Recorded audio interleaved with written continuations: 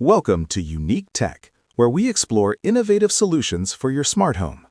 Today, we'll dive into a fascinating project that uses a light-dependent resistor, or LDR, along with an Arduino. This smart system is designed to control a bulb automatically based on the amount of light available. During the day, when there is plenty of light, the system turns the bulb off. But as night falls, the magic happens. The system switches the bulb on by itself. Let's break down how this works.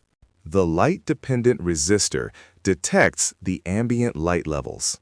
When the light is bright, the resistance in the LDR is low, signaling the Arduino to turn off the bulb.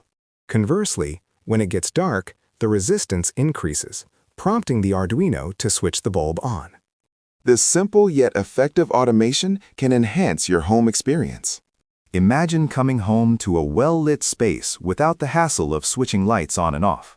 This project serves as a great introduction to home automation, combining electronics and programming.